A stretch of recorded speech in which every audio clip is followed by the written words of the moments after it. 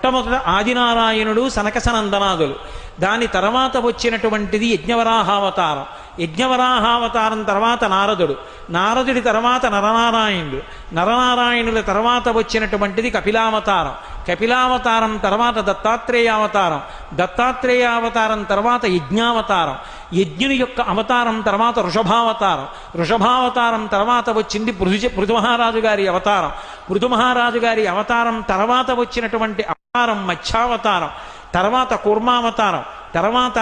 ధన్వంతరి, తర్వాత మోహిని, తర్వాత నరసింహుడు, తర్వాత వామనమూర్తి, తర్వాత పరశురాముడు, తర్వాత రాముడు, తర్వాత రామచంద్రమూర్తి, తర్వాత బలరాముడు, బలరాముడి తర్వాత కృష్ణ భగవానుడు, కృష్ణ భగవానుడి తర్వాత ఏకకాలంలో 2 అవతారాలు ఉంటూ ఉండొచ్చు వీటిల్లో. కృష్ణావతారం, కృష్ణావతారం తర్వాత బుద్ధావతారం, బుద్ధావతారం తర్వాత కల్కి అవతారం, మొత్తం 21 అవతారాలు.